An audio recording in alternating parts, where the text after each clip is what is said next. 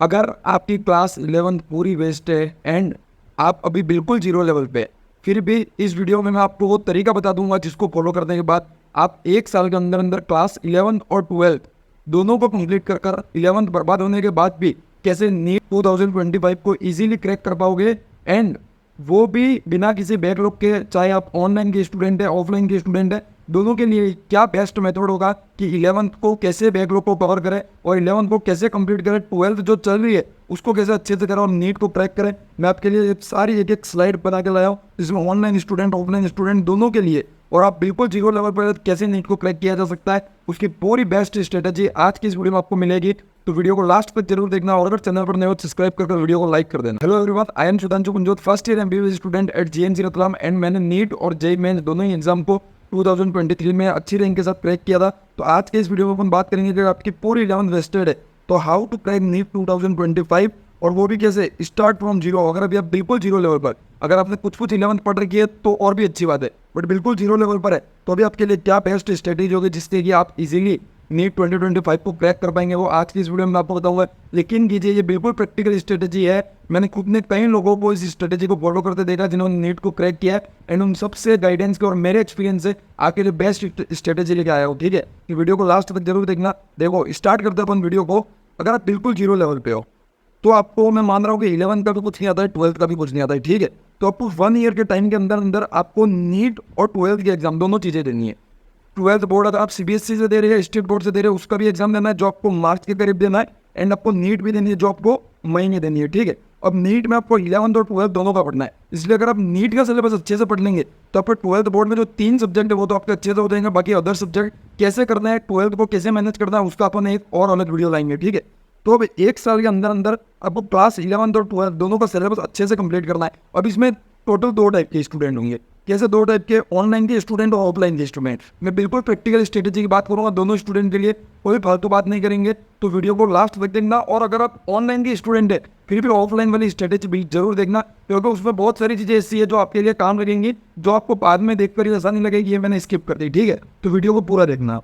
अब देखो, सबसे पहले बात करते हैं ऑफलाइन स्टूडेंट की, बट ऑनलाइन स्टूडेंट के लिए भी ये देखना बहुत जरूरी है क्योंकि उनके लिए भी ये बहुत हेल्पफुल होगा। देखो, आप अगर ऑफलाइन के स्टूडेंट है तो अभी आपकी जो बैच है, आपने जहाँ से भी कोचिंग कर रहे हैं वहाँ आपका क्लास 12 का सिलेबस चल रहा होगा। ठीक है, तो उसको आप एक बार तो अच्छे से कंप्लीट करो। वहाँ जो पढ़ा रहे हो उसको अच्छे से करो, क्वेश्चन प्रैक्टिस अच्छे से करो, टेस्ट रेगुलर दो, उसको आप अच्छे से कर लो कि वो तो यार मेरा पोर्शन कंप्लीट है, उसको बार बार अब मेरे को नहीं देखना पड़े। ठीक है, दूसरी चीज़, अब आपकी क्लास 11th पूरी वेस्ट है, अब इसको कंप्लीट कैसे करना है? देखो, इसकी स्ट्रेटेजी ही है, इसको अब आपको ऑनलाइन कंप्लीट करना पड़ेगा क्योंकि कोचिंग वाले तो ऑफलाइन अब आपको वापस पढ़ाएंगे नहीं। ठीक है, तो आपको ऑनलाइन लेक्चर देख लेना। अब ये लेक्चर कहाँ से देख सकते हैं? आप किसी का भी या तो ऑनलाइन कोर्स ले लो, पीडब्ल्यू है, बहुत सारी जगह है जहाँ से आप ले सकते हो। ठीक है, या फिर आप यूट्यूब से भी कर सकते हो। अगर आपको कुछ चैप्टर अच्छे से नहीं आते तो मैं कहूँगा आप यूट्यूब से अच्छे से करें।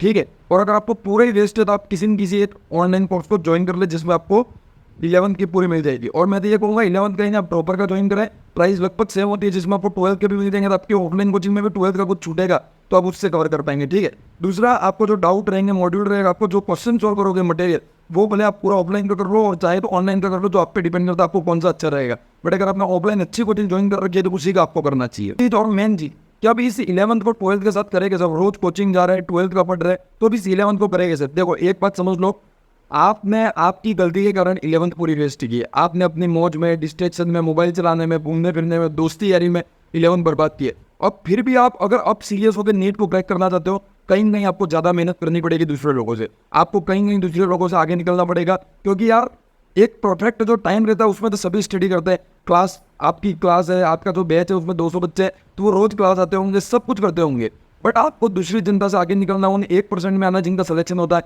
तो आपको कहीं नहीं एक्स्ट्रा मेहनत करनी है। ये बात आप आज से नोट कर लो, आज से आप गार्ड मान लो तो ही आपका सिलेक्शन होगा, ये बात ध्यान रखना। ठीक है, क्योंकि एक साल में आपको 2 साल का पूरा करना है। जब मैंने तैयारी की थी 8 महीने के अंदर अंदर मैंने दोनों साल का सिलेबस पूरा किया था, तो मैं बता सकता हूँ कि कैसे पूरा होगा, बट करना आपको खुद को ही है। ठीक है, तो देखो, आपको डेली के अभी जब आपका 12th का सिलेबस चल रहा है उस टाइम में, मेरे को जहाँ तक पता है कि नवंबर एंड तक आपकी कोचिंग, आपको ऑफलाइन में किसी भी कोचिंग में हो, 100% आपको 12th का सिलेबस कंप्लीट करवा देगी। तो आपको अभी डेली 2 से 3 घंटे एक्स्ट्रा निकालने, चाहे आप मोबाइल कम चलाओ, चाहे आप 1 घंटा कम सो लो, कहीं से भी आप 2 से 3 घंटे निकालो, और इन 2 से 3 घंटों में जो आपका 11th का बैक होगा उसको कंप्लीट करो। ठीक है, एंड जैसे ही नवंबर एंड में आपका सिलेबस कंप्लीट होता है, वैसे आप जनवरी और दिसंबर इन 2 महीनों में आप पूरा टाइम 11th को दे दो और अपना 11th का जो भी सिलेबस बच चुका है या फिर कंप्लीट भी हो गया तो एक बार उसको अच्छे से वापस कंप्लीट करो, ठीक है। ये 2 महीने आपको पूरे 11th को देने हैं। बात आती है मार्च और फरवरी, ये जो 2 महीना वो आपको 12th को देना है। आपने जो 12th का सिलेबस कंप्लीट कर रखा है उसको अच्छे से रिवाइज करना है, ताकि आप मार्च में होने वाले बोर्ड एग्जाम को भी अच्छे से दे पाएंगे और आपकी 12th भी रिवाइज हो जाएगी और कंप्लीट हो जाएगी। और 11th अपन ने पहले वाले 2 महीनों में कंप्लीट कर दी, इस तरह से अपना पूरा क्या हो जाएगा, कंप्लीट हो जाएगा। देन बचेगा अप्रैल, मई में अपना एग्जाम है। अप्रैल में अपन 11 12 दोनों को अच्छे से रिवाइज करेंगे, बहुत सारे टेस्ट देंगे और पूरे सिलेबस को एक जगह समेट के रिवाइज कर नीट को पहुंच जाएंगे, ठीक है। तो ये तो पूरी प्रैक्टिकल स्ट्रेटेजी होगी ऑफलाइन वालों के लिए, जो कि बेस्ट होगी। अब बात करते हैं ऑनलाइन वालों के लिए। अब जो ऑनलाइन स्टूडेंट है उनको क्या करना है, आपके पास 1 साल का समय है। आप मेरी माने तो ड्रॉपर बैच ज्वाइन कर लो। ड्रॉपर बैच में आपको ऑनलाइन के भी लेक्चर मिल जाएंगे, ऑफलाइन के भी लेक्चर मिल जाएंगे और ये आपके लिए बेस्ट होगा कि आप एज ए ड्रॉपर तैयारी करो। मतलब मैं ये कहना चाह रहा हूँ कि आप 12th में पढ़ रहे हो ये मत माने, आप मानो कि आप एक ड्रॉपर हो और ड्रॉपर की तरह तैयारी करो और ड्रॉपर बैच के अनुसार तैयारी करोगे, उनके साथ साथ चलोगे तो आपका फरवरी एंड तक आपका क्लास 11 और 12 दोनों का सिलेबस हो जाएगा, ठीक है। मेरा ये मानना है फरवरी एंड तक 100% हो जाता है और जल्दी हो जाता है, बट फरवरी तो लास्ट टाइम है। दूसरी चीज़ आप ये भी कर सकते हो, ऑफलाइन में है तो आप किसी ड्रॉपर बैच में बैठ जाए तो आप उसके साथ साथ कंप्लीट कर देंगे। एंड मार्च में आपके 12th के एग्जाम होंगे, तब 12th के जो एडिशनल सब्जेक्ट है उनको कंप्लीट करके मार्च में अच्छे से एग्जाम दो। देन अप्रैल में वही पुरानी स्ट्रेटेजी आप नीट के लिए पूरा रिवाइज करेंगे। 11th एंड 12th दोनों को सिलेबस को अच्छे से रिवाइज करेंगे, एनसीईआरटी को अच्छे से पढ़ेंगे एंड साथ ही आप क्या करेंगे, मॉक टेस्ट लगाएंगे और अपनी सेल्फ तैयारी को पूरा करेंगे। एंड अगर आपने ऑलरेडी कोई 12th का बैच ज्वाइन कर लिया और उससे पढ़ रहे तो मतलब आप उसी कैटेगरी में आ गए जिसमें अगर आप ऑफलाइन स्टूडेंट है, क्योंकि ऑफलाइन स्टूडेंट की भी 12th वाली क्लासेस चल रही है तो आपने भी 12th का कर रहे हो, तो आपको सेम स्ट्रेटेजी फॉलो करनी है जो आपने ऑफलाइन वालों ने की थी, ठीक है। तो अगर आपने ये वीडियो स्किप किया ऑनलाइन वालों ने तो एक बार इसको वापस देख लेना, आपको पूरी स्ट्रेटेजी समझ में आ जाएगी। उसी स्ट्रेटेजी को फॉलो करना है एंड उसी से आपका कोर्स भी कंप्लीट होगा और रिविजन भी हो जाएगा।